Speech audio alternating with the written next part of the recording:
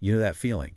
You're trying to understand what's going on in the world, the conflicts, the complex negotiations, the shifts in power, and even when the reports are in English, the language feels dense, full of jargon, like some kind of secret code. Hmm. You know the words, but the concepts behind them feel just out of reach. That's because international relations, global affairs, they absolutely have their own specific vocabulary. It's not always intuitive, you know? Right. But understanding those key terms, that's the essential entry point. It gives you the foundational analytical understanding you need to cut through the complexity to really grasp the dynamics shaping our world.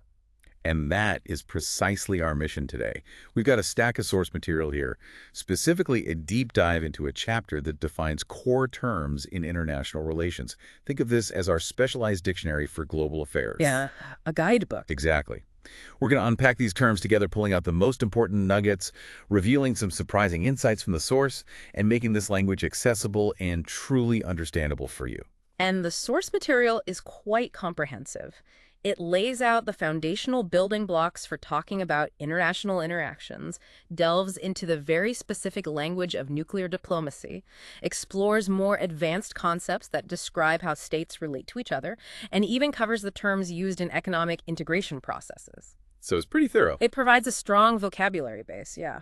Okay, let's unpack this. Mm. We are diving headfirst into the language that describes how states, global organizations, and even individuals play their roles on the world stage. Let's start right at the beginning with some of those foundational building blocks. Is a good place to start? These are terms that might sound familiar from everyday use, but have very precise meanings when we talk about IR. Right. The source begins with one of the most fundamental concepts, actor. Now, in casual conversation, an actor is someone in a play or a movie, obviously. Sure, someone on screen. But in international relations, this is a very broad term. How broad are we talking? Is it just countries? Uh, Much broader.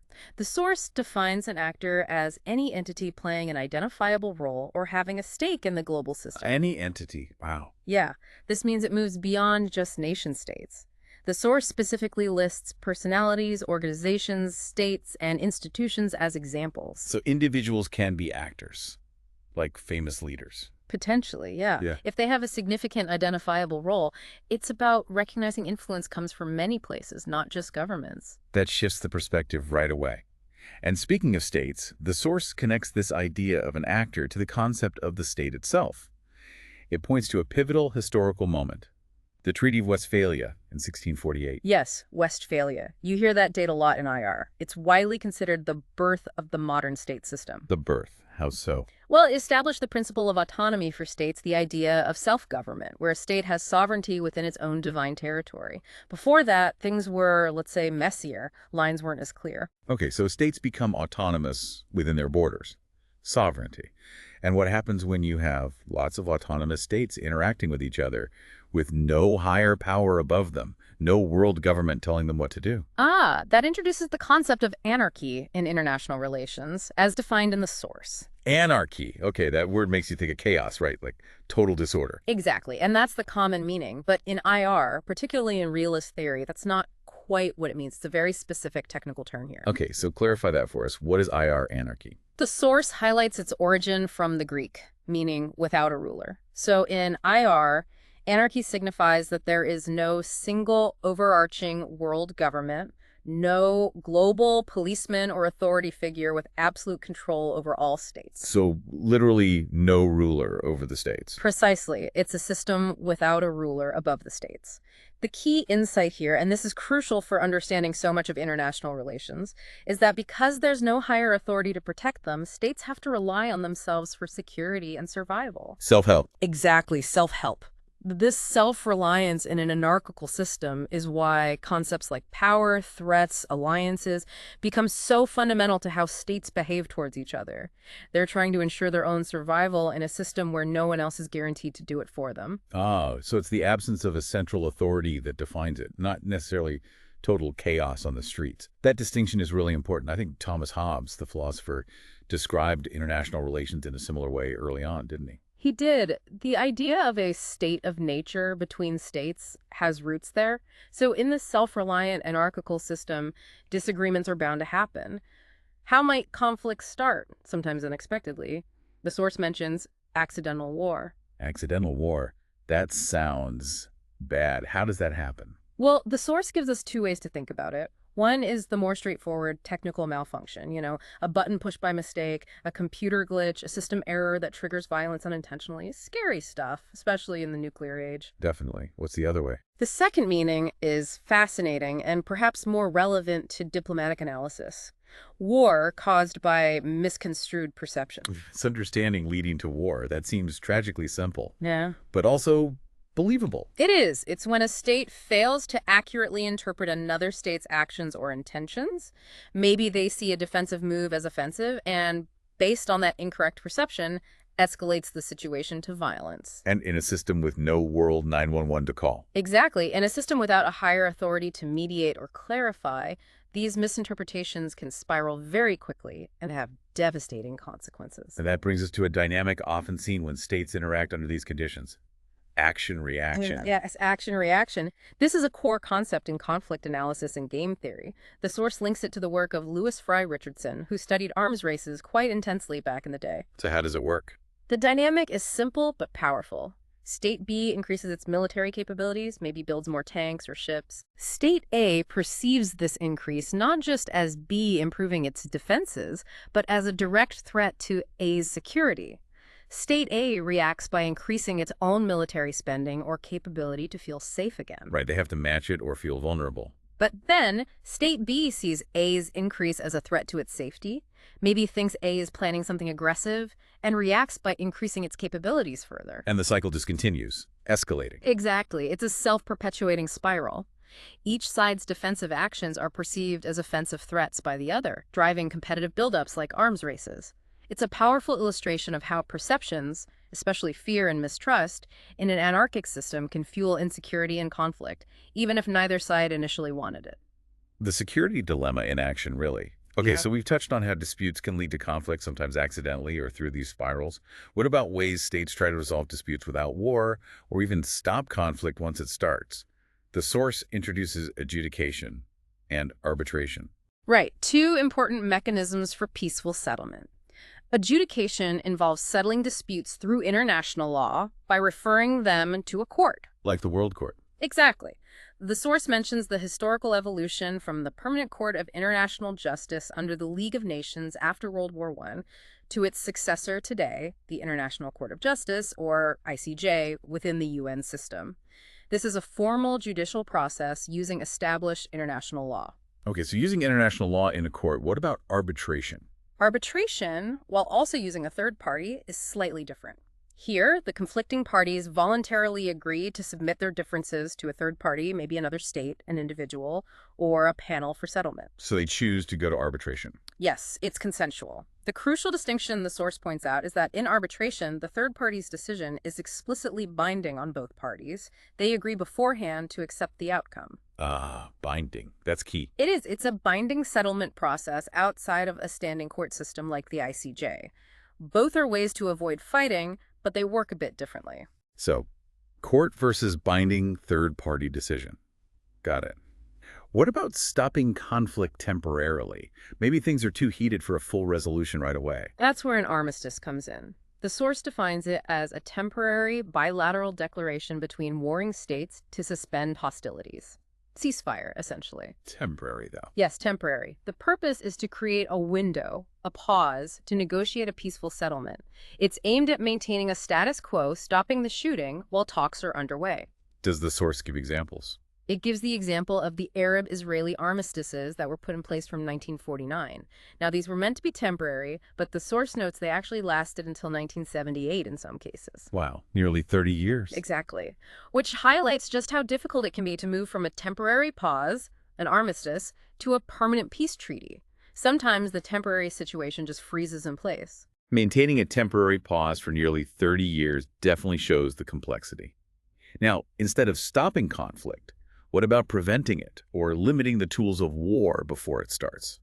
The source distinguishes between arms control and disarmament. Right. These often get confused, but they're different approaches. Arms control is about advocating for restraint in acquiring, deploying, and using military capabilities. Think treaties that limit the number or type of weapons or where they can be placed. So, managing the weapons that exist. Pretty much. The source notes that this approach often operates with the underlying assumption of deterrence managing weapons within the existing system of potential conflict. It tries to make war less likely or less destructive, but doesn't necessarily eliminate the weapons themselves. Okay. And disarmament. That sounds more drastic. Disarmament is a more ambitious goal, yes. Scholars advocating for disarmament aim for a world without weapons, or at least a situation where the threat of force is drastically reduced or eliminated. Getting rid of them entirely. That's the ultimate goal for some proponents. The source explains that disarmament seeks a fundamental change in the international system itself by reducing or removing specific weapon systems entirely, particularly nuclear weapons, are often the focus with the ultimate goal of a completely disarmed world. So, arms control manages the risk. Disarmament seeks to eliminate the risk by eliminating the weapons. That's a clear distinction in approach and ambition. Moving from weapons to how power is structured globally, the source discusses balance of power, often abbreviated BOP. This comes up all the time. It really does, and the source candidly admits right off the bat that balance of power has no clear meaning, because it's used in so many different ways by different people. Oh, okay, that's honest. So how does the source focus on it? It focuses on its common use as a policy aimed at preventing power dominance by any single state or coalition of states, preventing a hegemon from emerging. How does this policy work in practice? How do states try to balance power? The core idea, as the source presents it, is that the international system is, or should be, in a state of equilibrium. If one state starts to grow significantly more powerful, perhaps through military buildup, rapid economic growth, or forming powerful alliances, this disturbs the balance. It makes other states nervous. Right, they see a potential threat. Exactly. Other states in the system are then compelled to react. They might form counter-alliances amongst themselves, or they might increase their own capabilities, build up their own armies or economies to reestablish the balance. It's about preventing any one state from getting strong enough to dictate terms to everyone else. Does the source give a historical example? It cites the European state system between 1815 after Napoleon and 1914 before World War I as a period where BOP policies were actively pursued by the major powers to curb each other's hegemonic ambitions. The Concert of Europe period. Right. And it mentions Hedley Bull, an important IR scholar, who argued that this balance of power system, for all its flaws, prevented the emergence of a single universal empire through conquest and helped preserve the independence of individual states. That independence, in turn, facilitated diplomacy because states had to negotiate rather than just be absorbed. So it's a strategic dance, sometimes deliberate, sometimes almost automatic, to prevent anyone from becoming too strong. That's a good way to put it. The key insight here is that BOP isn't necessarily a natural, peaceful state, but often an outcome of deliberate policies by states fearful of a single dominant power rising up. And in the nuclear era, this concept took a particularly terrifying turn with the balance of terror. Balance of terror is a specific application of the BOP concept tailored to the nuclear age. It describes the precarious stability achieved when opposing states, particularly during the Cold War, like the US and the USSR, credibly threaten each other with utter destruction through their nuclear arsenals. Mutually assured destruction, or MAD. Exactly. AMB is the mechanism. The source notes this was heavily linked to nuclear deterrence, where the overwhelming fear of mutually assured destruction prevented either side from launching a first strike. The balance is maintained not by conventional forces matching each other, but by the sheer terror of the consequences if nuclear war broke out. And that brings us back nicely to deterrence itself, which the source also lists as a basic term. Yes, we touched on it, but it's worth defining clearly. Deterrence, as we discussed, is fundamentally about preventing unwanted behavior through the threat of punishment. Like telling someone, don't do that or else. Precisely. The source's simple example of person A threatening person B if B acts in a certain way applies directly to states. A state issues a threat of negative sanctions, perhaps economic penalties, diplomatic isolation, or ultimately military force to deter another state from taking an action it deems unacceptable. It's a power relationship based on the credibility and severity of the threatened punishment. Making the potential cost outweigh the potential benefit for the other side. That's the logic of deterrence. Okay. Let's shift slightly now to terms describing internal state issues or historical processes that have major international repercussions. The source talks about civil war. Right. A civil war is defined by the source as a state of internal violence within a nation, where different factions are fighting for control of the state's political or legal apparatus. It's a fight for control within a state. And the source mentions different reasons why these might happen. Yes, it highlights three main reasons given for civil wars. First, ending colonialism, fighting for independence. Second, secession, where a group asserts nationalism to break away and form its own state seeking self-determination. Or third, reunion, where nationalism drives attempts to unite separated states or territories. And these aren't just internal matters, are they? Other states often get involved. Absolutely, that's a key point. The source notes that third parties often provide diplomatic support, money, or weapons to insurgent groups, or they might even engage in direct military intervention. Any examples? The 1971 intervention by India in East Pakistan, which was then part of Pakistan, leading to the creation of Bangladesh, is cited as a significant historical example of third-party intervention in a civil war secessionist conflict. And the source makes a point about the UN. Yes, it makes the interesting, perhaps critical point that despite the UN Charter's principles of sovereignty and non-interference in internal affairs, the UN has historically failed to create effective mechanisms to actually prevent such third-party intervention in civil wars. The reality often overrides the principle. That's a critical observation about the limits of international oversight and practice. And what about the historical process that often preceded these civil wars or independence struggles? Colonialism. Yes, colonialism. The source defines this quite clearly as a form of imperialism, where one country dominates another politically and economically, rendering the colonized territories subordinate and, as the source puts it, servile. When was the main period for this? The source pinpoints the 15th to 19th centuries as the peak period of European colonialism, naming Portugal, the British, France, Holland, and Spain as key colonizing powers spreading across the globe. The source also introduces a couple of related terms. Non-colonialism, sometimes called neocolonialism, which is a term used for the continued domination, often economic or cultural, of post-colonial states by developed countries today, even without direct political rule. So, indirect control. In a way, yes. Economic leverage, cultural influence, and then there's internal colonialism. This is where a peripheral region within a single state is treated subordinately by an economically dominant segment or region of that same state. The source uses the Central Asian republics after the Soviet Union's collapse as an example, suggesting they were treated this way by the center. Okay. And the process of colonies achieving independence. That's decolonization. The source notes a major wave of decolonization happening after World War II, when many Asian and African nations gained independence. And this led to the term Third World. Yes, this era also saw the emergence of the term Third World for these newly independent, often less industrialized, and generally poorer states. The source explains this term's origin during the Cold War. You had the First World, the U.S.-aligned capitalist democracies, the Second World, the USSR-aligned communist states, and the Third World was initially meant for the rest, many of whom tried to be non-aligned in the Cold War struggle, though the source notes Cuba was a notable exception, being communist but often grouped with the Third World. The term, however, often took on negative connotations of poverty and underdevelopment. So the Third World label is really rooted in that specific post-WWII geopolitical split. Very context-dependent. The source also mentions Balkanization. Balkanization. This describes the fragmentation of a region into smaller, often mutually hostile, independent political entities. It often implies instability and conflict arising from this fragmentation. Where does the name come from? The term comes from the Balkan Peninsula in southeastern Europe, specifically in the late 19th and early 20th centuries. It refers to the breaking apart of the former Ottoman Empire territories there into new, often rival states like Albania, Bulgaria, Greece, Romania, and what became Yugoslavia. It signifies a process of splintering that can lead to regional instability. Okay. And finally, for these basic terms, administered territory. This sounds quite formal. It is. This concept arose after World War I under Article 22 of the League of Nations Covenant.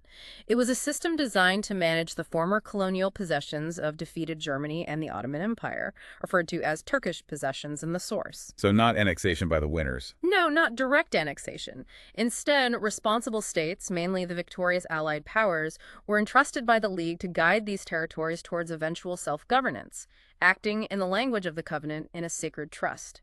The idea was to provide guidance to populations deemed not yet able to stand by themselves under the strenuous conditions of the modern world. That language sounds very dated now. Extremely dated, yes. Paternalistic.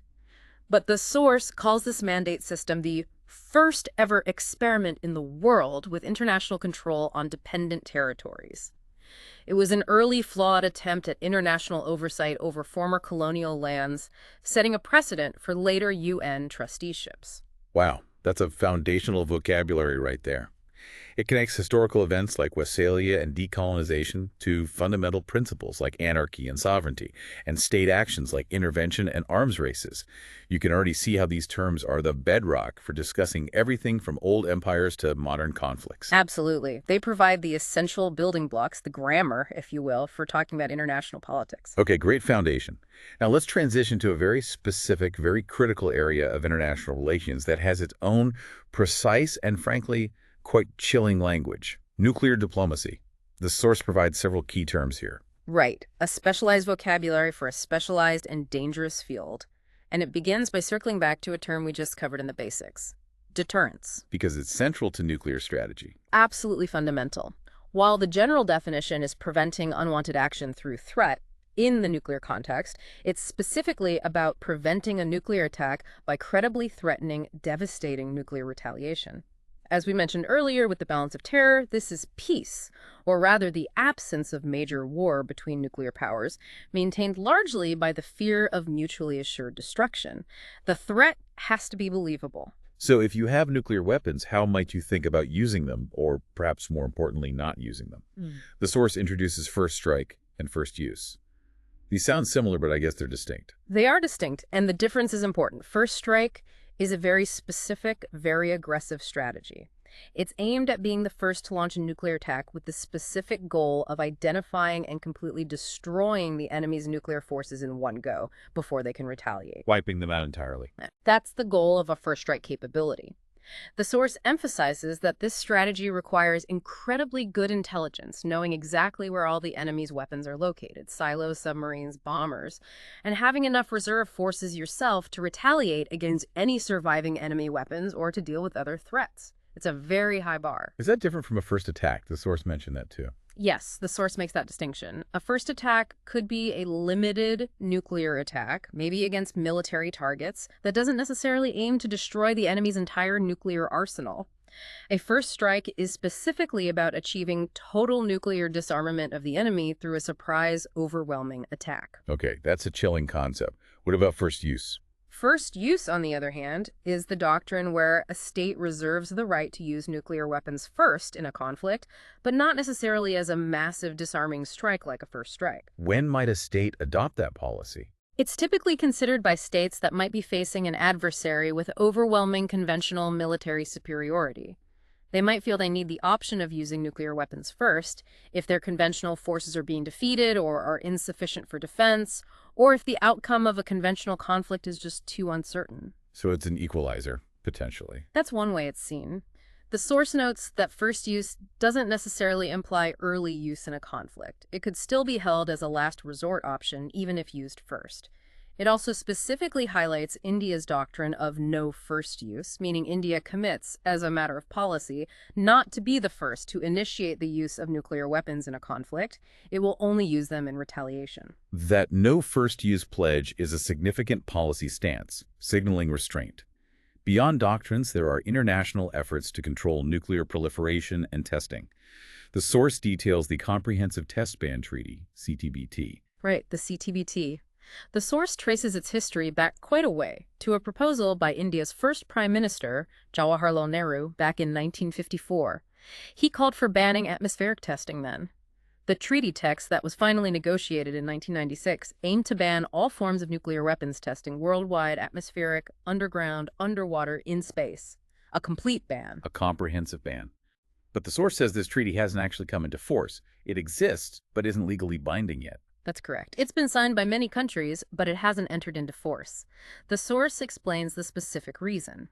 The treaty includes a list of 44 specific states, known as Annex II states, that possess nuclear technology and must all ratify the treaty before it can become international law. And not all of them have. Exactly. Several haven't, including major players like the US and China, who have signed but not ratified, and others like India, Pakistan, and North Korea haven't even signed. The source mentions India's refusal to sign in 1996, citing concerns about verification mechanisms and linking it to broader disarmament timelines. It also notes Libya initially opposed the text. Because its enforcement mechanism was tied to consensus at the Conference on Disarmament and key states didn't agree, it remains in limbo. So it's a treaty waiting to happen, essentially. You could say that. The source also describes the Conference on Disarmament CD itself, where the CTBT was negotiated. What is the CD? It's presented as the main multilateral disarmament negotiating forum for the international community based in Geneva. The source traces its lineage back through various committees starting in the 1960s, the 10-Nation Committee, the 18-Nation Committee, the CCD, finally becoming the CD in 1979. What does it do now? Besides negotiating the CTBT, it continues to be a forum for discussing other critical issues, like a potential fissile material cutoff treaty, FMCT, a treaty to ban production of the materials needed for nuclear bombs, and efforts to prevent an arms race in outer space. But progress has often been slow due to consensus rules. Okay, so what exactly is the Fissile Material Cutoff Treaty, FMCT, they're discussing? The FMCT is a proposed treaty. Its goal is to prohibit the production of highly enriched uranium and plutonium, which are the essential fissile materials needed to make nuclear weapons. The idea is to cap the amount of weapons-usable material in the world. Sounds logical. Are there sticking points? Oh, yes. The source mentions the ongoing focus and difficulty in establishing strong and effective verification procedures that are also politically acceptable to all key states. There's debate about whether these verification measures should be the same as or different from those used under the Nuclear Non-Proliferation Treaty, NPT. And India's position. The source specifically notes India's position on the FMCT, stating that India favors a treaty that would ban future production of fissile material only. This implies it would not require countries to account for or eliminate existing stockpiles of fissile material produced before the treaty came into force. That's a significant point of contention. I see. So capping future production, not dealing with the past. Another important regime mentioned is the Missile Technology Control Regime, MTCR. Right, the MTCR. This one focuses on delivery systems. What does the MTCR aim to control? It's described as an informal voluntary agreement established back in 1987 by 7 countries. The G7 nations, essentially. US, UK, Canada, France, Germany, Italy, Japan. Its purpose is to prevent the proliferation of unmanned delivery vehicles, basically, missiles, and increasingly large drones that could be used to deliver weapons of mass destruction, particularly nuclear warheads. How does it try to do that? What are the rules? The key restriction mentioned in the source is a common policy guideline. Members agree not to transfer missiles or drones capable of carrying a payload of over 500 kilograms, about 1,100 pounds, or having a range exceeding 300 kilometers, about 186 miles. These are often referred to as Category I systems. So limiting the spread of potentially nuclear-capable missiles. Exactly. The source adds that in 1992, the MTCR's mandate was explicitly expanded to cover unmanned aerial vehicles, UAVs or drones, capable of carrying WMD payloads. It notes that India joined the MTCR in June 2016, after Italy had initially blocked its membership in 2015 due to a separate diplomatic issue. And importantly, the source points out that China is not a member of the MTCR. That membership detail is interesting. So this regime aims to limit the spread of the means to deliver nuclear weapons, complementing treaties that focus on the weapons themselves. Precisely. It's another layer in the complex web of non-proliferation efforts. That shows the different layers of international control efforts, tests, materials delivery systems. The source also gets into terms related to the technology itself and how it's managed domestically and internationally. Yes, it defines peaceful nuclear explosion, PNE. This refers to a nuclear explosion conducted supposedly for civilian, non-military purposes, maybe large-scale excavation, building canals, things like that, were imagined early on. Supposedly. So there's a catch. Yes, it's a big catch. The source notes that PNEs are theoretically permitted under the NPT for non-nuclear weapon states under international observation. However, it immediately points out the inherent difficulty, many say impossibility, of definitively distinguishing a peaceful nuclear explosion from one designed to test a weapon. The technologies and knowledge gained are virtually identical. So it's a loophole, potentially. It was seen by many as a potential loophole. India's nuclear test conducted at Pokhran in 1974 was officially termed a PNE by the Indian government at the time. This highlights the challenge of verifying the intent behind any nuclear explosion. The concept of PNEs has largely fallen out of favor internationally because of this verification problem. That makes sense. Then the source draws a crucial distinction between nuclear safety and nuclear security. These sound similar, but are they different? They are distinct concepts, yes. Nuclear safety, according to the source, focuses on preventing accidents involving civilian nuclear infrastructure, things like power plants and research reactors. It's about operational safety, preventing meltdowns, radiation leaks due to technical failures or human error. Like Chernobyl or Fukushima safety issues. Exactly, those are safety failures. Nuclear security, on the other hand, is about preventing nuclear materials, technology, and even intact weapons from falling into the wrong hands specifically, the hands of non-state actors, particularly terrorists, or proliferating to other states illicitly. It's focused on preventing malicious use through theft, sabotage, or illegal transfer. So safety is about accidents. Security is about malicious acts. That's a good way to summarize it. The source mentions the U.S.-initiated nuclear security summits, starting in Prague in 2009 under President Obama, as key international forums specifically addressing the threat of nuclear terrorism and enhancing nuclear security globally. It notes India's participation in such efforts, mentioning India's ratification of the Convention on Physical Protection of Nuclear Materials in 2005, and being a party to the International Convention for Suppression of Acts of Nuclear Terrorism. Okay, important distinction. The source also touches on India's domestic legal framework for nuclear activities. Yes, it briefly mentions the Atomic Energy Act, 1962. This act superseded an earlier 1948 act, which the source notes was modeled on British law, that had established India's Atomic Energy Commission, AEC. The 1962 Act, according to the source, centralized state control over all nuclear-related activities within India, putting the AEC firmly under government authority. This established the legal basis for India's state-run nuclear program, both civilian and potentially military. And a major development in India's international nuclear journey was the 123 Agreement, specifically with the U.S. Yes, the Indo-U.S. nuclear deal, often called the 123 Agreement. What exactly is a 123 Agreement? Why that name? The term refers specifically to Section 123 of the U.S. Atomic Energy Act of 1954. That section lays out the legal requirements and process for the United States to undertake peaceful nuclear commerce in cooperation with other countries. Any such agreement needs to meet the conditions set out in Section 123. So it's a U.S. legal term. It is. The source mentions an early 1963 U.S.-India 123 agreement specifically for providing fuel for the Tarapur atomic power station. But the key one detailed is the much more comprehensive agreement negotiated and finalized around 2007-2008. Why was that one so significant? It was hugely significant because it created a major exception to long-standing U.S. and international non-proliferation policy. It allowed the U.S. to engage in civil nuclear commerce, with India selling reactors, fuel, technology, despite India not being a signatory to the Nuclear Non-Proliferation Treaty, NPT, and having developed nuclear weapons outside the NPT framework. So it carved out a special status for India. Essentially, yes. This exception was made possible after the U.S. Congress passed the Hyde Act in 2006, which provided the specific legislative basis for the U.S. administration to pursue this cooperation with India. The 123 agreement itself then laid out the terms of cooperation and was subsequently approved by the U.S. Congress, leading to the passage of the U.S.-India Nuclear Cooperation Approval and Non-Proliferation Enhancement Act. It was a landmark shift in policy. And the source links this to India's relationship with the IAEA, the International Nuclear Watchdog. Yes. It links this deal to India negotiating a specific additional protocol, AP, with the International Atomic Energy Agency. Normally, APs grant the IAEA broader inspection access to verify that nuclear activities are peaceful.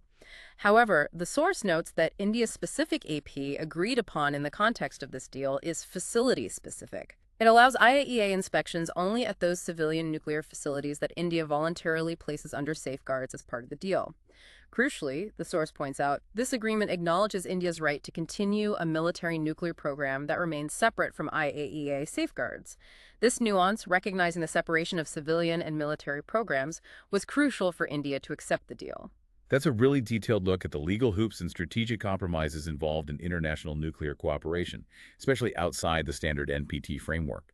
And following from international deals allowing foreign technology imports, the source mentions India's domestic law regarding liability in case something goes wrong, a nuclear accident.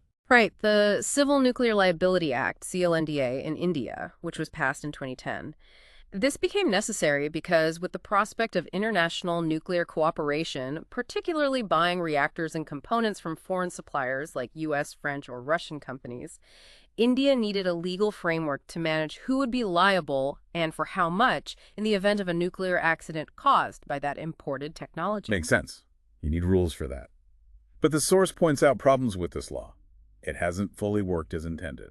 It does point out significant problems.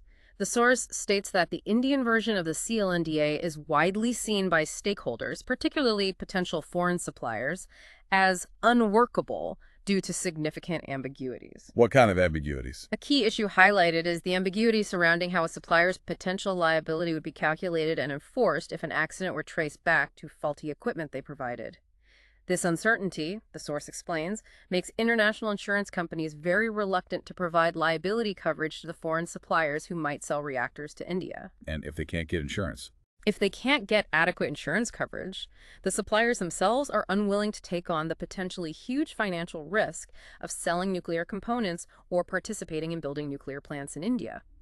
So, the liability law, intended to enable cooperation, has ironically become a major practical hurdle. What else does the source mention about the law? It notes specific points like a limited total compensation cap set in the law, around 320 million special drawing rights, which the source equates to about 450 million USD, a figure considered low by international standards for a major nuclear accident. It also mentions the controversial provision that allows the operator, in India's case the state-owned NPCIL, to potentially seek recourse or claim damages back from a supplier if the accident resulted from faulty equipment with latent defects. This right of recourse clause is particularly worrying for suppliers. So they fear being sued even after selling the equipment. Exactly. The source mentions the idea of creating a national insurance pool, possibly involving the Indian government and domestic insurance firms, as a way discussed to try and mitigate these challenges and reassure suppliers. But the fundamental issues with the law's structure remain a sticking point. The core insight here is how domestic law, even when designed to facilitate an international agreement, can create significant practical barriers if it's not aligned with international norms or acceptable to commercial partners. This section has really shown how nuclear power isn't just about the bombs or the power plants. It involves a whole complex ecosystem of highly specific technical, legal, and strategic language. Understanding these terms is vital to follow the debates around nuclear proliferation, energy, and safety. It's a prime example, isn't it? A specific domain in IR develops its own precise and critical vocabulary. You can't really discuss it meaningfully without knowing these terms. Now, let's broaden our view again, moving to terms that describe the general dynamics, relationships, and power plays between countries, including some more advanced concepts used in analysis. Okay, we saw balance of power earlier in the basics section, and the source lists again here as a key concept, just underlining its importance. Yes, I think it's reiterating its fundamental importance in IR theory, particularly within the realism school of thought, and its deep historical connection to the rise of nation-states and the structure of the international system. We've already discussed its core idea of preventing dominance by countering power increases, so it's really just flagging it as absolutely central. Got it. Now, contrasting with states balancing power individually or in shifting alliances, the source introduces collective security. The phrase it uses to capture the essence is one for all and all for one. Like the Three Musketeers, but for states. Yes, that phrase captures the ideal perfectly. Collective security is about creating a formal, legal, and practical mechanism among a group of states designed to prevent aggression by any state, including one of its own members, against any other state within the system. So an attack on one is considered an attack on all, and everyone responds. That's the core principle. If one state acts aggressively against a fellow member state, the collective body is committed, legally and politically, to responding forcefully against the aggressor. How would they respond? What kind of force? The source says the collective would inform the aggressor state of credible threats, things like economic sanctions, diplomatic isolation, or ultimately coordinated military action. The idea is to use overwhelming power collectively as a punishment to deter or stop the aggression. What do states give up to be part of this? In theory, member states agree to give up the unilateral right to use force against each other to settle disputes. They commit to resolving issues peacefully within the group and rely instead on the collective mechanism to maintain peace and security among themselves. If you're attacked by another member, or an outsider, depending on the scope, you're supposed to be assured of help from all the others. And the source makes a very pointed distinction here about NATO, the North Atlantic Treaty Organization. It says NATO isn't collective security. Right. It explicitly states that NATO is a collective defense system, not a collective security system. What's the difference then? They sound similar. The key difference, according to the source's distinction, is the target of the security arrangement. Collective security, in its pure form, is meant to deter aggression from any source, including potentially one member state acting aggressively against another member. It's inward-looking as well as outward-looking. Collective defense, like NATO during the Cold War, is typically an alliance of states pooling resources primarily for defense against a common external threat in NATO's case, originally the Soviet Union. It's mainly outward-looking. That's a useful clarification. Yeah. Did collective security ever work? Well, the source mentions the League of Nations after World War I as the first major attempt to implement a global collective security system. But, as the source notes, its ultimate failure to prevent aggression in the 1930s, and thus prevent World War II, is well known. The UN Security Council system has elements of collective security, but the veto power often hinders collective action.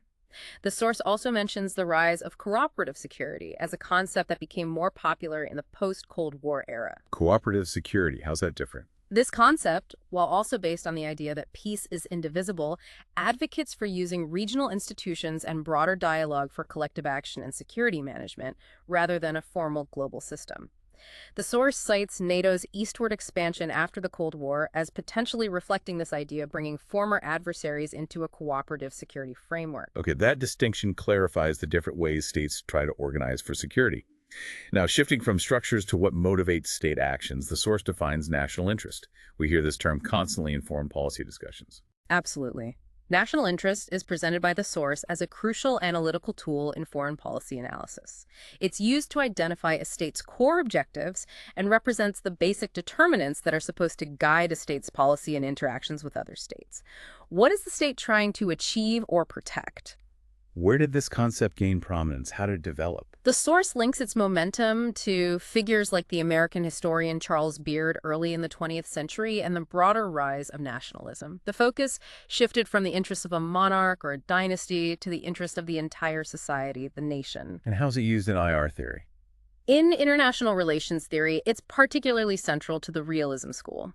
The source specifically mentions Hans Morgenthau, a key realist thinker, who famously argued that the primary national interest is the acquisition and effective use of power, especially military power, as the best way to ensure survival in an anarchic world. So for Morgenthau, national interest equals power. Largely, yes. Power defined in material terms. The source notes that later theorists, even within realism, like neorealists, or from other perspectives, like liberalism, expanded this view. They saw national interests as potentially more diverse, including economic prosperity, ideological goals, international stability, and more heavily influenced by the specific international environment and domestic politics. But the fundamental root, especially for realists, remains the survival and security of the nation-state as the paramount national interest. Everything else is secondary to that.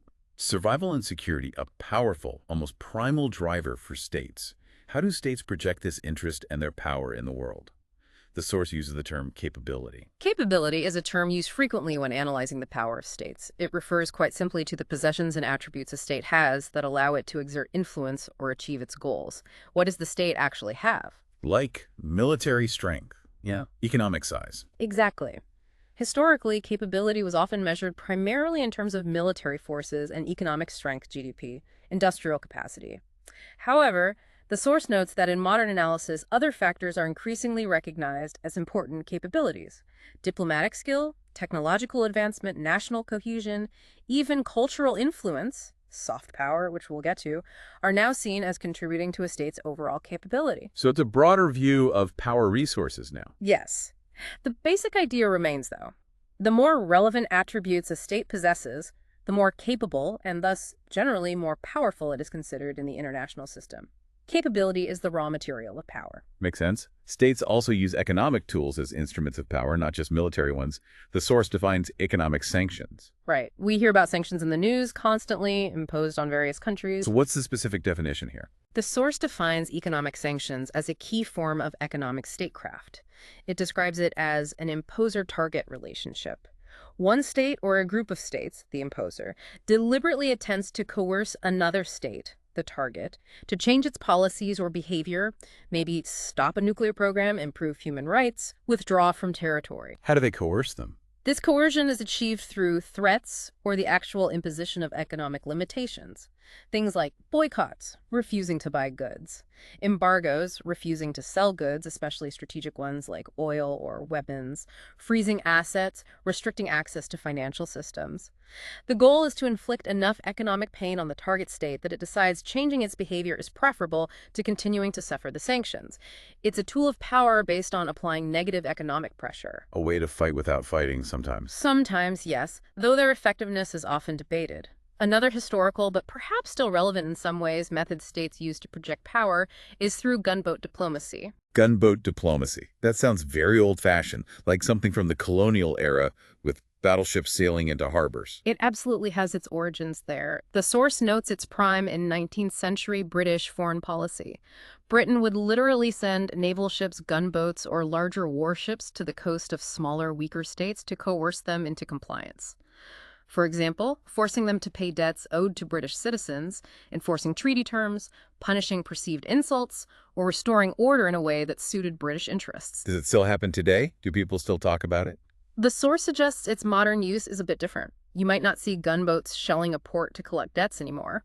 But the term is still used, perhaps more metaphorically, to refer to deploying naval ships not necessarily for direct military action, but to signal intentions to an adversary, to show presence and resolve in a contested area, or simply as a display of power projection showing off military capability to intimidate or reassure. Sending a carrier group to a region, for example, can be seen as a form of modern gunboat diplomacy. So, using naval power for signaling. Related to naval power, the source introduces choke points. Yes, choke points. These are crucial in naval strategy and global trade. Like narrow shipping lanes, straits, and canals. Exactly. Choke points are a geopolitical term for international straits, canals, or narrow passages that are geographically constrained and vital for commercial shipping or military transit. Think Strait of Hormuz, Strait of Malacca, Suez Canal, Panama Canal. Why are they so important? Control over, or the ability to disrupt passage through, these choke points can grant significant strategic leverage. A state controlling a choke point could potentially disrupt global trade flows, affect energy supplies, or block the naval movements of adversaries. Their limited number and geographical fixedness make them points of intense strategic interest and potential conflict. Makes sense. And speaking of navies and projecting power, the source differentiates types of navies based on where they can effectively operate. Right. It gives three categories.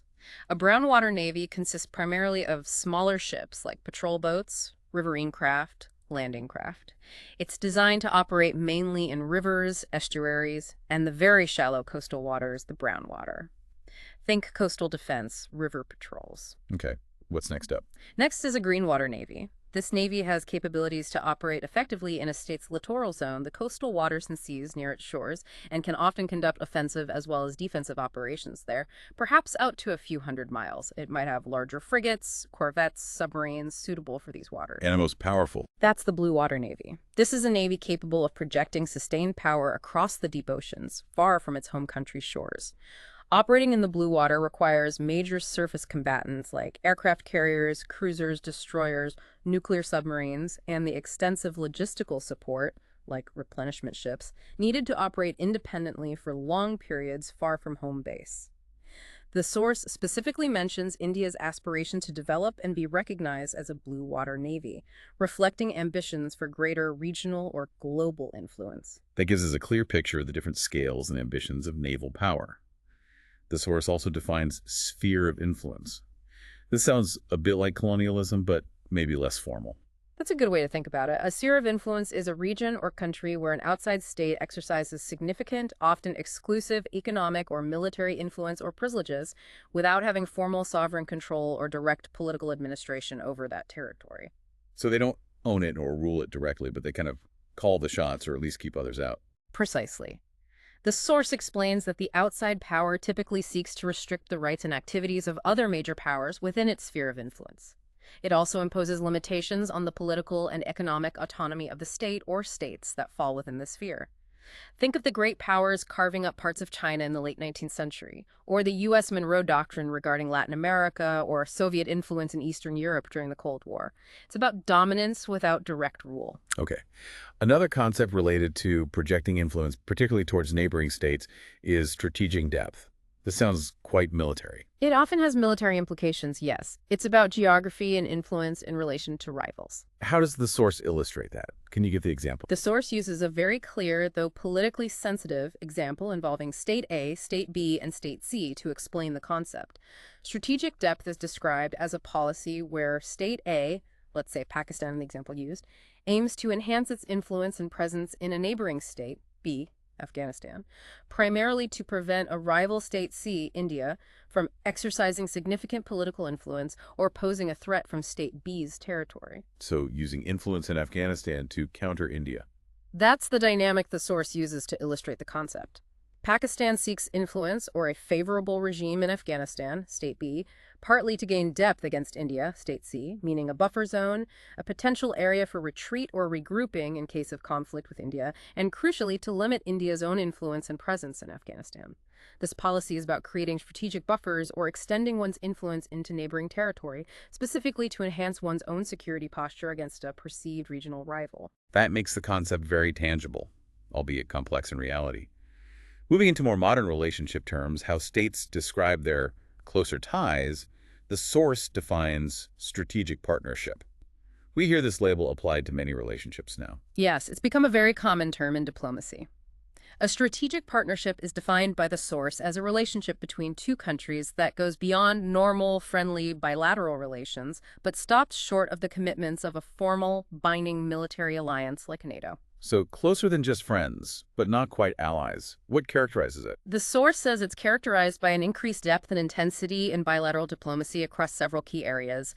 It highlights convergence or close cooperation, particularly in security diplomacy, defense cooperation, like joint exercises, arms sales, intelligence sharing, and commercial or economic diplomacy. When did this term become popular? The source suggests these partnerships gained traction, particularly after the Cold War ended. States were no longer strictly aligned in rigid power blocks, like NATO versus Warsaw Pact, and began forming significant, tailored relationships, often with more powerful states, using the strategic partnership label to signify importance without the full obligations of an alliance. What's the key difference from an alliance then? The crucial point made in the source is that unlike a traditional alliance, which typically has binding commitments to mutual defense across a wide range of potential issues, strategic partnerships involve cooperation and convergence only in specific, agreed-upon areas where the states see potential for long-term collaboration and mutual benefit. The partnership might be strong on counterterrorism, but silent on other issues, for example. So it's more flexible and targeted. Exactly. The source adds an interesting detail about India's perspective, stating that India's criterion for designating a relationship as a strategic partnership is whether the other country is considered critical for India's own national security and core national interests. Okay. The source contrasts this with a natural ally. How is that different? A natural ally, according to the source's definition, refers to states that share deep fundamental commonalities, common cultural values, similar political systems like democracy, closely intertwined economic interests, and perhaps a shared history or language. The classic example often given, which the source uses, is the relationship between the USA and Great Britain, especially during World War II. They were seen as having a natural affinity. So shared values are key for natural allies. What about strategic partners? Strategic partners, the source suggests, don't necessarily share these deep common values or historical ties. They might have very different political systems or cultures. What brings them together, according to this interpretation, is often the need to mitigate a similar security threat or pursue a common strategic objective. The source interestingly frames this explanation as an Indian concept, citing the example of the unlikely partnership between the USA and the Soviet Union during World War II against the common fascist threat. They weren't natural allies in terms of values, but they became strategic partners driven by a shared enemy. That distinction between partners of convenience or common threat versus partners based on shared identity and values is fascinating. It explains why some partnerships seem counterintuitive. The source also outlines different methods used in diplomacy itself. It defines summit-style diplomacy. Summit-style diplomacy, or just summitry. This involves face-to-face meetings between the top leaders of states, presidents, prime ministers, heads of state, to negotiate directly and try to resolve major issues. Where did this become common? The source traces its prominence, or at least the term, to the Cold War era, with the high-stake summit meetings between U.S. presidents and Soviet leaders. Winston Churchill is credited with popularizing the term summit. However, the source also notes that the British Prime Minister Lloyd George is often credited as an initiator of the idea of leaders meeting directly to settle matters after World War I. The source concludes that such leader-to-leader summits are now extremely common in modern international relations, almost routine. Yes, we see news about summits constantly.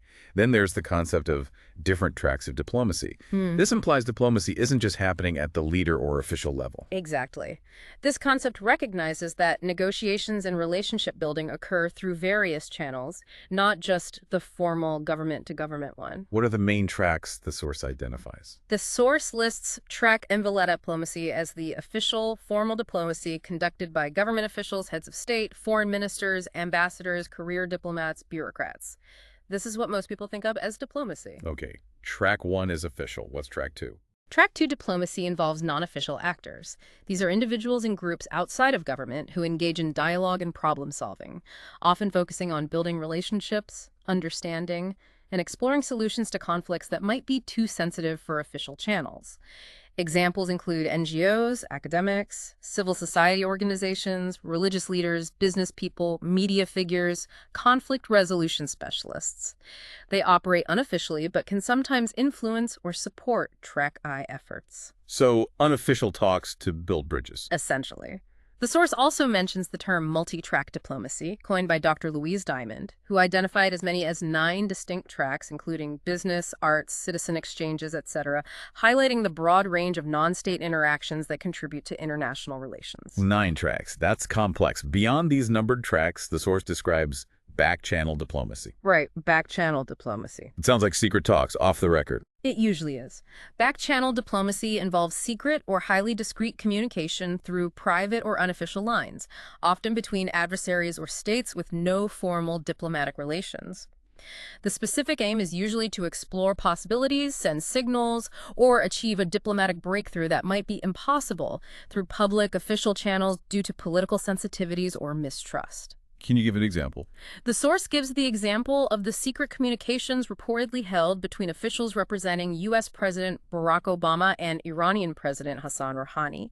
These back-channel talks were crucial in exploring the potential for, and eventually paving the way for, the formal negotiations that led to the Joint Comprehensive Plan of Action, JCPOA, the Iran nuclear deal, in 2015. So, essential for breaking deadlocks sometimes. Another intriguing term is ping-pong diplomacy. This is famously associated with U.S.-China relations, isn't it? Exactly. That's a classic example. The source recounts its origin in the early 1970s during the deep freeze of the Cold War between the U.S. and the People's Republic of China. There were virtually no official contacts. Unexpectedly, friendly exchanges between American and Chinese table tennis players at an international tournament in Japan initiated a thaw. This led to an invitation for the U.S. team to visit China. These non-political sports exchanges captured public imagination and, crucially, opened up communication channels that had been closed for over 2 decades. And this led to? These seemingly small sporting events ultimately facilitated serious diplomatic engagement, paving the way for National Security Advisor Henry Kissinger's secret trip to Beijing and then President Richard Nixon's historic visit to China in 1972, fundamentally reshaping global politics.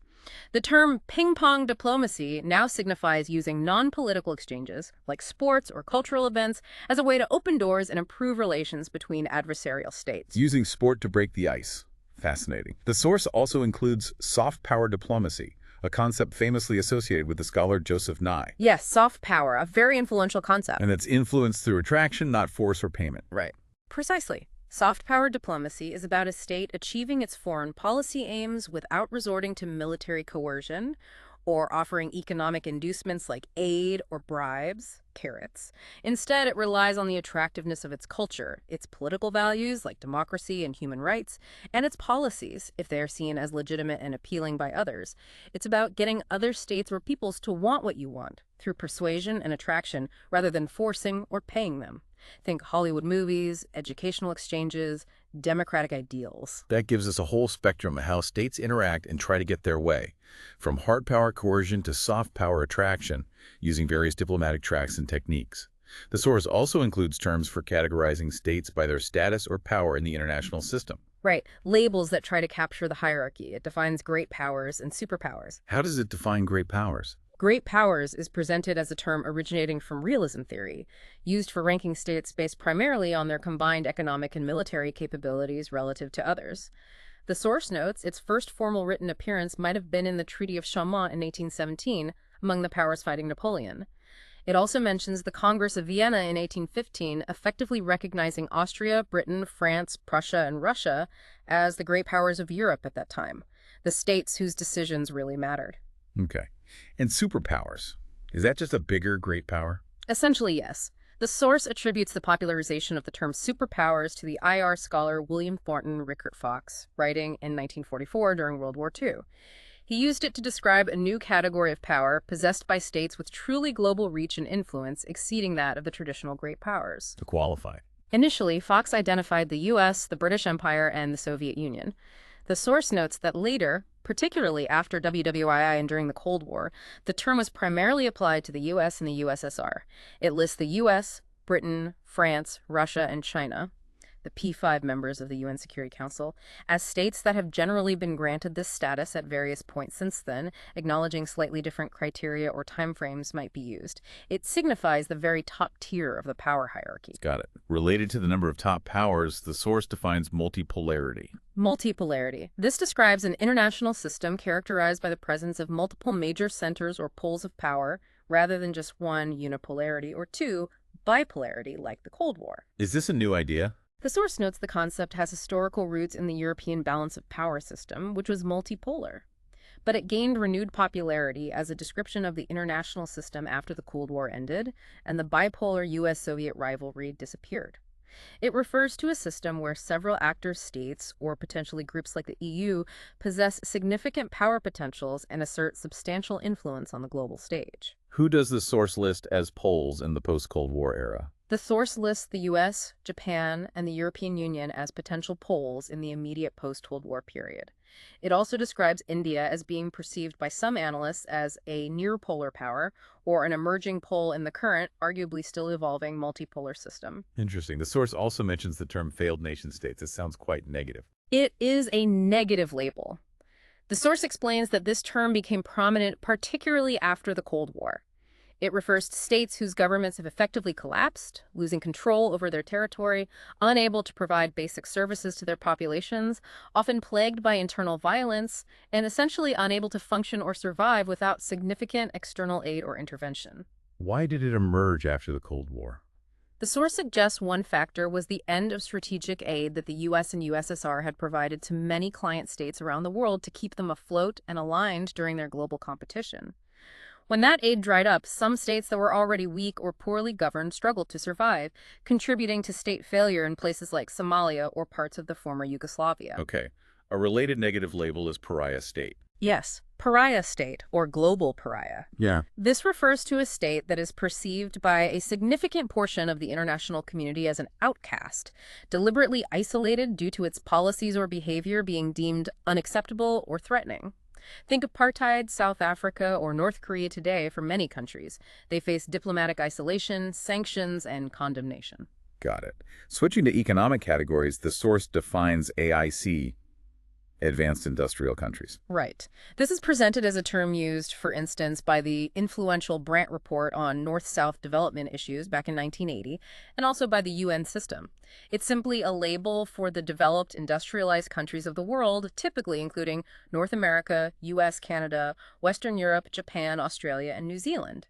The global north, essentially. Okay. And the Asian tigers. We hear this a lot, too. The Asian tigers, or sometimes four Asian tigers. Those rapidly growing East Asian economies, right? Exactly. The source describes them as a group of East Asian states or territories that achieved remarkably rapid, export-oriented economic growth and industrialization in a relatively short period, from the 1960s onwards. They became seen, particularly by proponents of economic liberalism, as models for development. The source lists the original four tigers as Hong Kong, South Korea, Singapore, and Taiwan.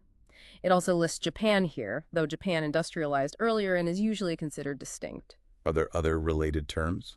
Yes. The source also notes related terms like the tiger cub economies, referring to Southeast Asian nations like Malaysia, Thailand, and Indonesia that experienced rapid growth later.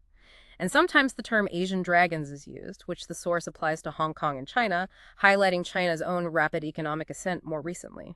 These terms really help us label and understand the complex hierarchy, the different categories states fall into, the relationships they form, and the power dynamics we see playing out globally, whether in formal alliances, economic blocs, or during conflicts. They provide crucial categories for analysis, absolutely. They help us map the international landscape.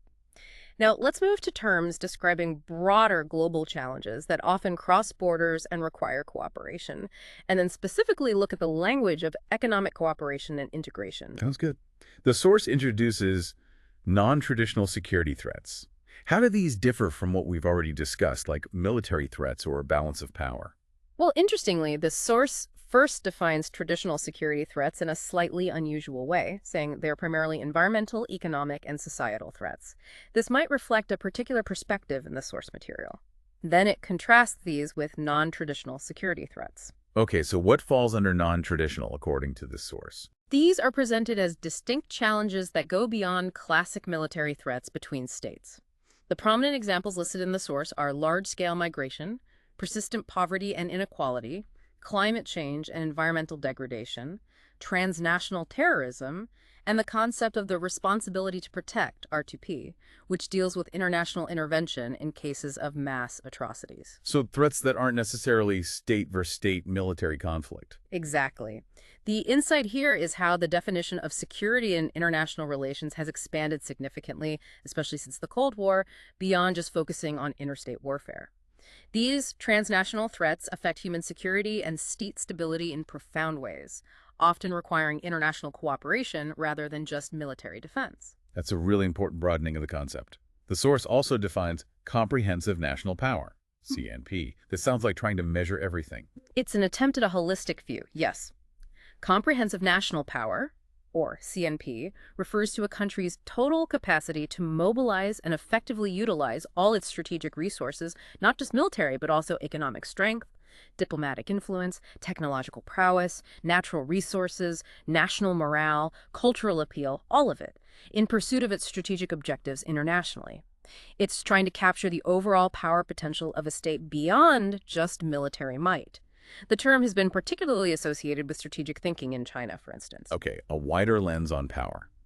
Shifting now to managing populations and movement across borders, the source defines asylum. Asylum literally means refuge or sanctuary. The source describes it as a quasi-legal process where a national of one state, who is facing persecution or danger in their home country, seeks and receives protection or sanctuary from another state. Is it right? Can anyone demand asylum? That's a key point the source makes. It cites Article 14 of the Universal Declaration of Human Rights, 1948, which states that the right to seek and to enjoy in other countries asylum from persecution exists. However, the source emphasizes that international law generally vests the right to grant asylum in the state. It's the state's sovereign decision whether to grant protection, not an automatic individual right to receive it, although states do have obligations under international refugee law not to return people to persecution, non-refoulement. Okay, so states grant it. Related to people moving, there's immigration. How is that defined? Immigration is defined by the source as the voluntary movement of people from their home state to another state, typically with the intention of settling there, often seeking better employment opportunities or living conditions. The key word is voluntary. How does that compare to a refugee then? The source explicitly contrasts immigration with a refugee wave. Refugees are described as people who are forced or evicted from their home state due to political upheaval, war, persecution, or natural disasters. They are fleeing danger or coercion, not moving primarily for economic betterment, although the lines can sometimes blur in practice. Immigrants move by choice. And the source mentions how immigrants are sometimes perceived. Yes, it notes two contrasting points often raised in receiving countries. On the one hand, immigrants are sometimes perceived as posing a potential cultural threat due to different languages, religions, or ideological beliefs. On the other hand, they often play a significant positive economic role, filling labor shortages, and, importantly, sending remittances money earned abroad back to support families in their home countries, which can be a major source of income for those countries. Complex social and economic impacts. The source also defines exile. Exile is defined simply as banishment from one's home country or place. While it's often thought of as an enforced punishment imposed by a government, The source notes that exile can also be self-imposed, where individuals choose to leave and stay away due to political disagreement or threat. Okay. Another legal term related to people crossing borders, but this time involving crime, is extradition. Yes, extradition. This is a formal legal process where one state, the requested state, formally hands over a person found on its territory to another state, the requesting state, where that person is accused or has been convicted of a crime. Is this automatic if a country asks? No, not at all. The source emphasizes that an extradition treaty between the two states is generally required for extradition to occur. Without such a treaty outlining the procedures and covered offenses, there's typically no international legal obligation for one state to extradite a person to another. Extradition processes are often complex and usually reserved for serious criminal offenses, and often have exceptions for political crimes. So, requires a specific agreement. Moving back now to specific types of state actions or structures, the source defines junta. Junta. This word comes from Spanish, literally meaning an administrative council or committee. However, the source points out that in international relations and political discourse, the term is overwhelmingly used to signify a military government, particularly one that has seized power through force, like in a coup d'etat. Where does that usage come from? The source notes its origin in 1808 during the Peninsular War in Spain against Napoleon.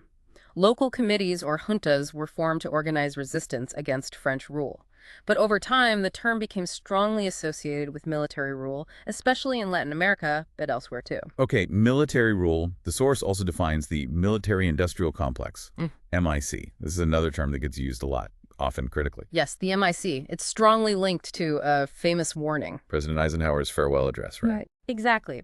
The source credits U.S. President Dwight Eisenhower, a former five-star general himself, who famously warned about the growing influence of the military-industrial complex in his 1961 farewell address. The term came into common use during the Cold War to describe and often critique the close symbiotic relationship between a nation's military establishment, its defense industries, arms manufacturers, and politicians. What's the nature of that relationship? The source provides an economic perspective. The consensus or argument that military spending generates jobs, stimulates technological innovation, and boosts the overall economy. The MIC signifies this perceived, mutually beneficial relationship, where the military needs weapons, the industry profits from providing them, and politicians benefit from the economic activity and perhaps campaign contributions. Eisenhower's warning was that this powerful combination of interests could exert undue influence on government policy, potentially promoting excessive military spending or even pushing toward conflict. A powerful triangle of interests. The source also distinguishes between overt and covert actions by states. A straightforward but important distinction. Overt actions are those done openly, publicly, with acknowledgement by the state carrying them out. The source gives the example of India's nuclear tests in 1998, which were publicly announced and overtly declared India a nuclear weapons state. Everyone knew who did it and why. And covert. Covert actions, conversely, are done undercover, in secret. The state performing the action attempts to hide its involvement, or ideally ensure that its role can be plausibly denied if revealed. Think espionage, secret funding of foreign groups, clandestine paramilitary operations. In the context of covert operations, the source briefly introduces India's External Intelligence Agency, the Research and Analysis Wing, RAW. Yes, RAW is mentioned as an example related to covert action. Tell us a bit about RAW from the source's perspective. What does it say about its origins and role? The source explains RAW's origin stems from the period after India's independence. Initially, the existing Intelligence Bureau, IB, which was inherited from the British era, handled both domestic and external intelligence gathering. However, the source notes that India's perceived intelligence failures during the 1962 border conflict with China highlighted the need for a separate agency specifically dedicated to external intelligence. So RAW was created because of the China War. That was the key trigger, according to the source. RAW was thus created in 1968 under the government of Prime Minister Indira Gandhi, with Rameshwar Nath Kao appointed as its first chief. How is it structured? Who does it report to? The source notes that RAW functions as a wing operating under the Cabinet Secretariat, which means it is directly answerable to the Prime Minister's office, giving it significant authority and autonomy from other ministries. Its primary responsibility is stated as carrying out intelligence collection abroad and conducting covert operations to safeguard India's national interests. Any other details mentioned? Just a couple interesting procedural points. Raw personnel are formally called research officers, not agents, and they belong to their own dedicated service cadre, the Research and Analysis Service, RAS. The source briefly, and quite starkly, lists successful types of campaigns attributed to RAW over the years, including psychological warfare, subversion, sabotage, and even assassinations, highlighting the sharp end of covert action. That provides a specific example of a state actor engaging in the full spectrum of covert operations on the international stage. The source also gives us terms for how states decide whether or not to use force when faced with a conflict or crisis. Right. It defines strategic restraint versus resolve. These represent different approaches to crisis management. What is strategic restraint? Strategic restraint is described as a policy approach, where a state deliberately chooses not to use military force as the primary means to resolve conflicts or respond to provocations. Instead, it prioritizes and deploys diplomatic, economic, or psychological options. A state practicing strategic restraint prefers de-escalation and avoids resorting to violence, especially in tense crisis situations. And resolve.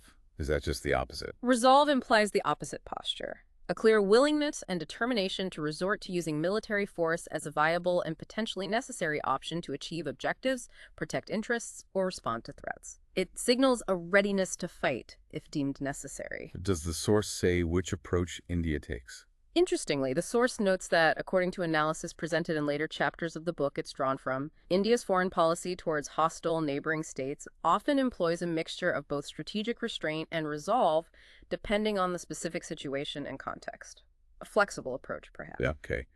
Moving to a grim but unfortunately necessary term in international relations, the source defines genocide. Yes, a term for the most extreme crimes. What is the specific definition provided in the source? Genocide is defined as the systematic extermination or mass killings targeted at specific national, ethnical, racial, or religious groups with the intent to destroy that group as such. Is it only about killing? The source clarifies that it's a broader concept than just mass murder, although that's often central. It includes other intentional acts aimed at the group's destruction, such as causing serious bodily or mental harm, deliberately inflicting conditions of life calculated to bring about physical destruction, like starvation or denial of medical care, imposing measures intended to prevent births within the group, and forcibly transferring children of the group to another group. The Holocaust, the systematic Nazi extermination of European Jews and other groups during World War II, is cited as the archetypal example. Does it mention the international law aspect? Yes, it references the crucial UN General Assembly Genocide Convention, adopted in 1948 and entering into force in 1951. It notes the convention's definition of genocide focuses on acts committed with the specific intent to destroy, in whole or in part, a national, ethnical, racial, or religious group, proving that specific intent is often the most challenging legal hurdle in genocide prosecutions. A very heavy but vital term. The source also revisits geopolitics. We touched on it earlier with choke points. What's the broader definition here? Geopolitics is presented more broadly here as a method or approach for analyzing foreign policy. It focuses on how geographical variables, location, terrain, climate, resources, proximity to neighbors, access to seas influence, and help explain the behavior and interactions of states. How does geography shape strategy and power? Is geography destiny, then? Is it fixed? The source emphasizes that geopolitics is dynamic, not static. A country's geographical features might be fixed, but their geopolitical importance can change significantly over time depending on technology, resource discoveries, global trade patterns, and strategic rivalries. Can you give the example of the source uses? Yes, it uses the example of Saudi Arabia. Its vast oil reserves and strategic location near major sea lanes gave it immense geopolitical importance, particularly after World War II, when oil became the world's dominant energy source.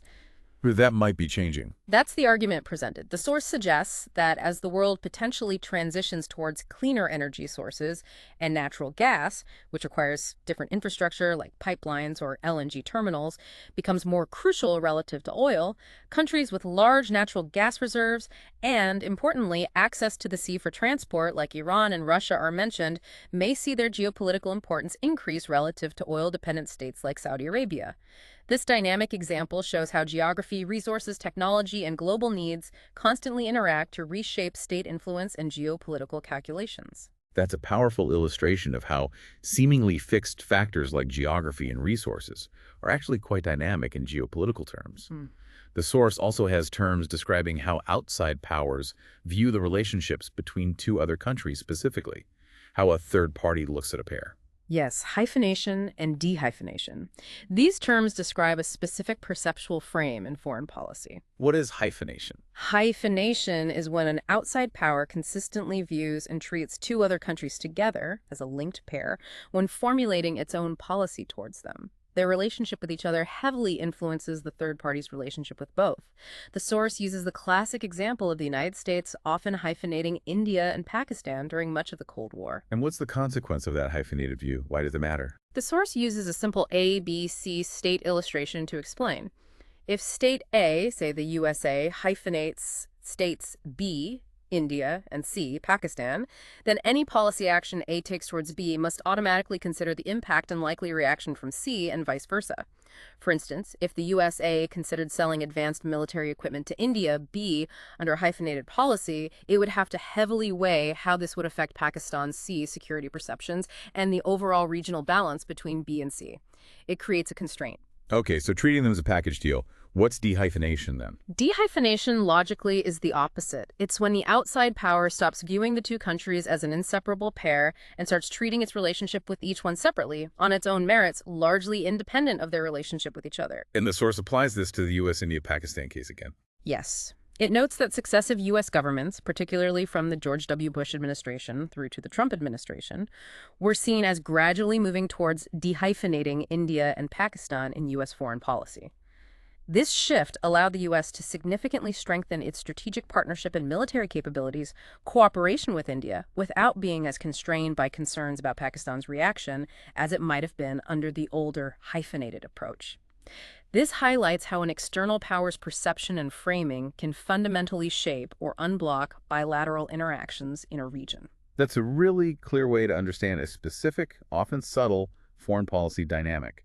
Finally, in this section on dynamics and relationships, the source defines some specific military cooperation terms. Right, practical terms for Navy interactions. It defines joint naval exercises. What are those? These are described as planned exercises conducted between the navies of friendly states. They are often multilateral, involving several navies. The source mentions the large Milan exercise hosted by India as an example, and are usually theme-based, focusing on practicing specific skills like anti-submarine warfare or disaster relief. The main aims are to enhance joint operational skills, improve interoperability, the ability to work together, and facilitate doctrinal learning between the participating navies. So, practicing together, what about joint naval patrolling? Joint naval patrolling is slightly different. It involves the cooperative deployment of naval assets, ships, aircraft, by two or more countries to actively patrol a specific maritime area together. This is usually done to address shared maritime challenges like piracy, smuggling, illegal fishing, or terrorism in a particular region. It's about operational cooperation in real time, not just practice. Okay.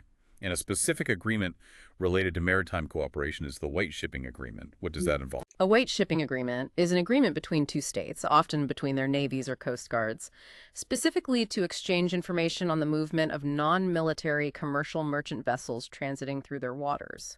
White shipping refers to commercial ships as opposed to gray shipping, military vessels, or black shipping, illegal vessels. Why share information on commercial ships? Its purpose, as the source states, is to enhance maritime domain awareness, MDA, basically, understanding what's happening at sea. By sharing information about the identity, location, destination, and cargo of legitimate commercial traffic, states can better identify anomalous or suspicious vessel behavior that might indicate threats like smuggling, piracy, or terrorism. It helps reduce threats and increase predictability and stability in the maritime domain. The source specifically mentions MDA as a goal for the Indian Navy and notes how this information exchange, knowing country of origin, route, destination, etc., of merchant ships, is crucial for achieving it. This whole section has really unpacked the language used to describe how states interact on the global stage, how they assess power, project influence, form different kinds of relationships from alliances to partnerships, manage security threats both old and new, and cooperate or compete in specific domains like the maritime sphere. It moves from the basic building blocks we started with to the active strategies, structures, and terminology of contemporary global politics. Now, let's transition to the final section covered in the source material. This looks at broader global challenges again, but focuses specifically on the process and terms associated with economic cooperation and integration between states, how economies become linked. Right, the economics. The source details the step-by-step process or stages of economic integration. It sounds like a ladder countries can climb. Yes, it's often presented that way, as a progressive ladder of deepening economic ties, driven by formal agreements between states. It usually starts with trying to manage trade disputes more effectively. It's the very first stage the source outlines, Yeah. the ground floor. Stage one, according to the source, often involves putting in place foundational agreements. One type is a Trade Investment Framework Agreement, TIFA. The goal of a TIFA is usually modest, to provide a forum for dialogue on trade and investment issues, identify barriers, and establish a mechanism for resolving disputes, hopefully expanding trade over time. The source cites the 2009 ASEAN-USA TIFA as an example. Also at this initial level are bilateral investment treaties, BATs. These are agreements specifically designed to encourage and protect foreign direct investment, FDI, flowing between the two signatory countries. They set rules on how investments will be treated, protecting investors from expropriation, guaranteeing profit repatriation, etc. The source notes the Germany-Pakistan BIT from the 1940s as one of the earliest examples of this type of agreement. Okay, so framework and investment protection first. What's the next step up? Stage two moves slightly deeper into trade liberalization with the establishment of a preferential trade area, PTA.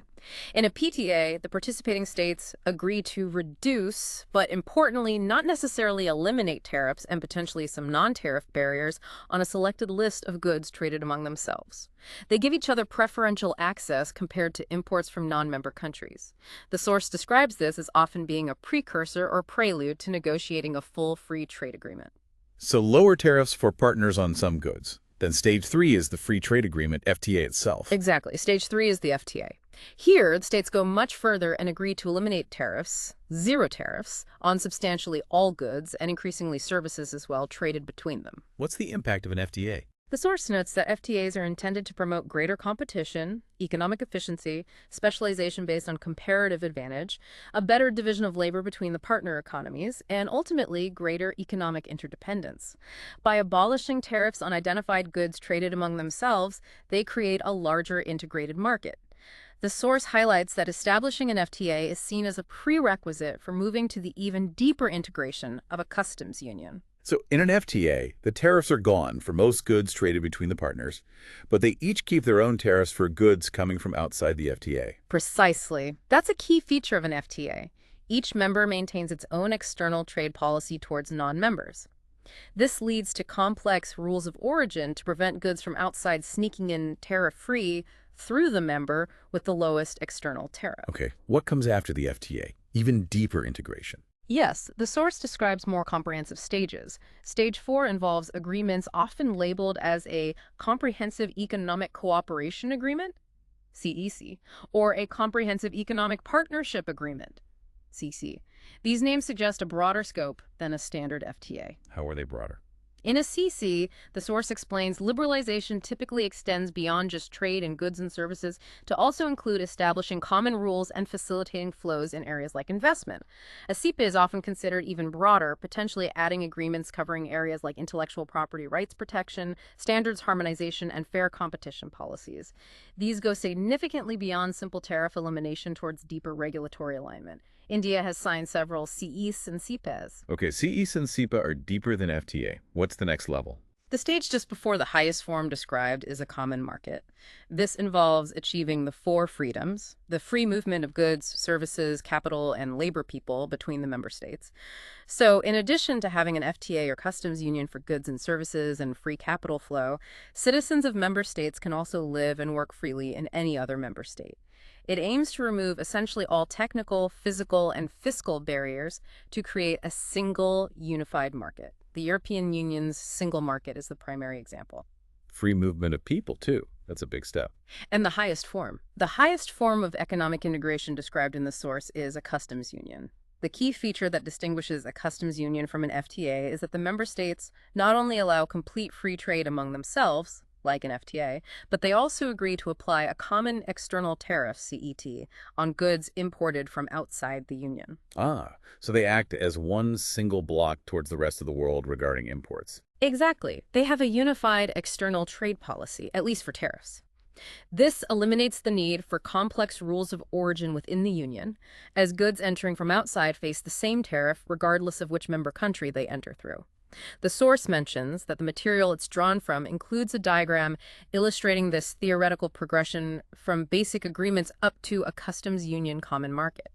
That provides a very clear ladder of increasing economic ties and integration. The source also defines free trade more broadly, not just within an FTA.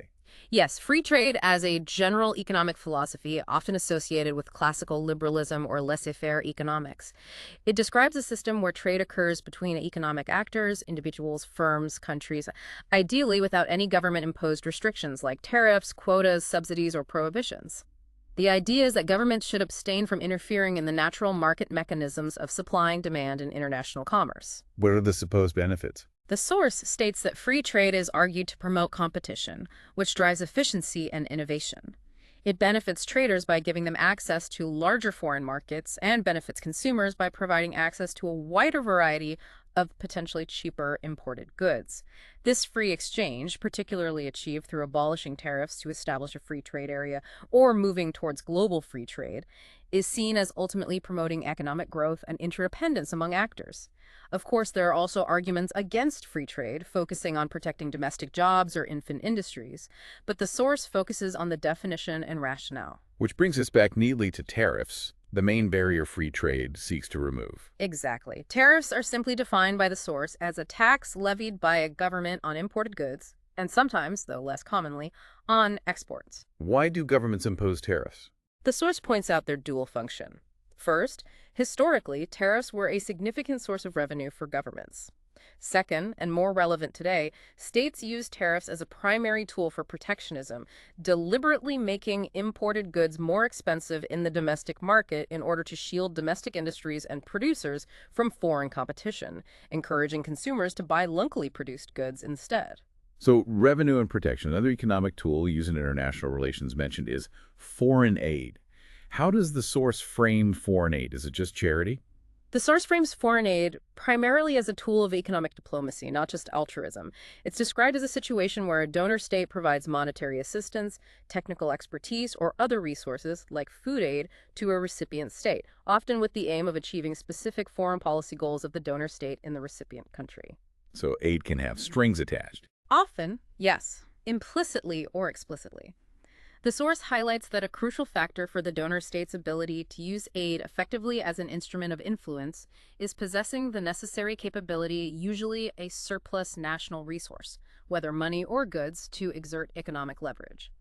It notes that foreign aid can be used as a positive power instrument, for example, to reward a state for desired behavior, like political reforms, or perhaps to ease its reintegration into the international community after sanctions have been lifted. It's part of the carrot side of statecraft, complementing the stick of sanctions. Okay. And finally, in this section, the source briefly revisits the three-world theory that we touched on earlier when discussing decolonization. Yes, just to reinforce the concept, it reiterates the theory's origin in the Cold War, classifying countries based on their political alignment, First World U.S. West, Second World USSR East, and level of economic development. It emphasizes again how Third World became a common, though often stereotypical and now somewhat outdated, label for the many decolonized, less industrialized, often non-aligned states of Asia, Africa, and Latin America. That wraps up the economic terms. It's fascinating to see how these defined stages of integration map out a path towards deeper interdependence, and how concepts like free trade, tariffs, and foreign aid are not just economic tools, but key instruments of foreign policy and state power. Indeed. And it shows how economic interactions are deeply embedded in the strategic calculations and relationships between states. They're rarely just neutral commercial exchanges. There's always a political dimension. Okay, one last crucial area the source material covers, which underpins many of these interactions, is the specific legal tool of treaties and international law. We've mentioned treaties throughout, but the source provides more detail on the terminology here. Yes, the legal architecture. It starts by defining treaty and convention. Are they different? They are closely related. A treaty is defined as a formal, written agreement signed by countries or international organizations, which makes the rules agreed upon in the document legally obligatory for those who become parties, the signatories who ratify it. So it creates legal obligations. Yes. The source emphasizes that signatories accept legal liabilities if they fail to follow the obligations they've undertaken in the treaty. It also notes a very important point. Treaties are generally governed by the rules laid out in the Vienna Convention on the Law of Treaties, 1969, often called the Treaty on Treaties. And crucially, the source states that, according to international law, a state remains bound by a treaty it has joined even if its domestic government changes treaties bind the state, not just the government that signed it. Okay, that's important for continuity. How is a convention different? A convention is described by the Toulouse as a special kind of treaty. It often results from extensive international discussions on a significant global issue, like climate change, human rights, or laws of war, and leads to a broad agreement that is then open for member states to sign and ratify. This convention often implies a multilateral treaty dealing with a major global norm or problem. Think Geneva Conventions or the UN Framework Convention on Climate Change. All conventions are treaties, but maybe not all treaties are called conventions. And related to treaties, there's the term protocol. What's a protocol? A protocol is defined as a specialized treaty or legal instrument that amends, supplements, or adds specific details or procedures to a main existing treaty. For example, the Kyoto Protocol sets specific emission reduction targets, supplementing the broader goals of the UN Framework Convention on Climate Change. It allows treaties to be updated or elaborated without rewriting the entire original document. Okay, so treaties, conventions, protocols. How do states actually agree to be bound by these? The source mentions signature and ratification. Right. These are the key steps in the process of a state joining a treaty. Signature is the first step. It indicates a state's initial agreement with the treaty's text and its intention to potentially become bound by it in the future. It shows interest and political support. However, signature alone doesn't always make the treaty legally binding on the state. The source explains there are two types of signature. Two times. Yes. Simple signature. In this case, the state is not legally bound by the treaty's obligations just by signing. Signature mainly signals intent and creates an obligation not to act in a way that would defeat the treaty's object and purpose before ratification. Crucially, it reserves the option for the state to put the treaty before its domestic parliament or legislature for approval before making the final commitment. The source notes this gives the people's representatives a say in the country's external commitments and involves no binding legal obligation yet. Okay, simple signatures like saying, we like this, we'll think about formally joining. What's the other type? The other type is definitive signature. In some cases, particularly for simpler bilateral agreements, signature itself can signify the state's consent to be bound without needing a separate ratification step. If a treaty allows for definitive signature, then signing does immediately make the state legally bound by all the points in the treaty. So, signature can sometimes be enough, but often there's ratification. Yes, ratification is the crucial second step for most major multilateral treaties that require it, following a simple signature. Ratification is the formal act by which a state confirms its consent to be bound by the treaty. Internally, this usually involves getting the treaty approved by the national parliament or other constitutionally required domestic procedures. Externally, the state then formally notifies the other contracting parties, or the treaty depository, that it has completed its internal procedures and considers itself legally bound. Why have this two-step process? The source suggests ratification serves several purposes. It allows time for the state to enact any necessary domestic legislation to comply with the treaty's obligations. And importantly, it gives the national parliament or legislature a significant role in overseeing and approving the country's international commitments, enhancing democratic control over external affairs. It's the final confirmation of willingness to be bound. Signature shows intent. Ratification confirms the binding commitment after domestic approval. That clarifies the legal process. Exactly. It underpins how states formally agree to the rules that govern their interactions on everything, from trade to war to the environment. We've covered a tremendous amount of ground today, really diving deep into this source material.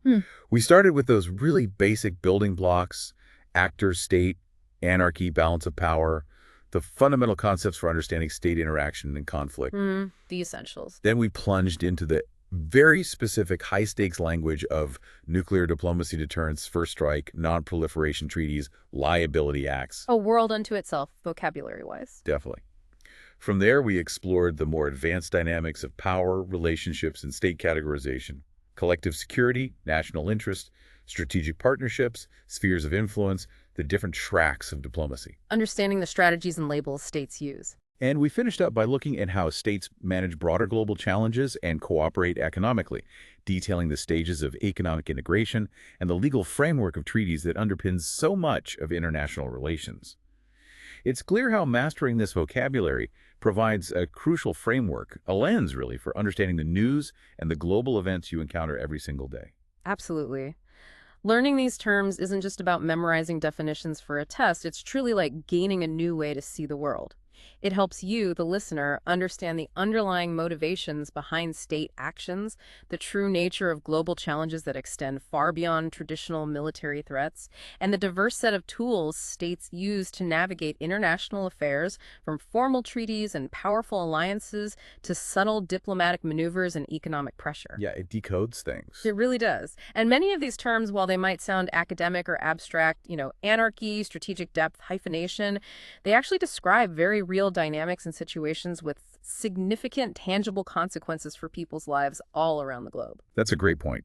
So as you go about your day, maybe next time you hear a news report about a geopolitical hotspot, think about how understanding terms like geopolitics itself or comprehensive national power allows you to maybe anticipate how shifts in resources or technological capabilities might rearrange global influence patterns. Right. Or how recognizing the different tracks of diplomacy, track one, track two back channels, shows that international relations isn't just about those leaders meeting at summits. There's often a whole complex web of official and unofficial interactions happening beneath the surface. And perhaps reflect on how even those seemingly technical terms, like the ones in nuclear diplomacy or the stages of economic integration, reveal deep underlying power dynamics. Who has the leverage? What strategic choices are states making under conditions of uncertainty? And how does this create the complex web of interdependence and sometimes friction that connects us all in the international system?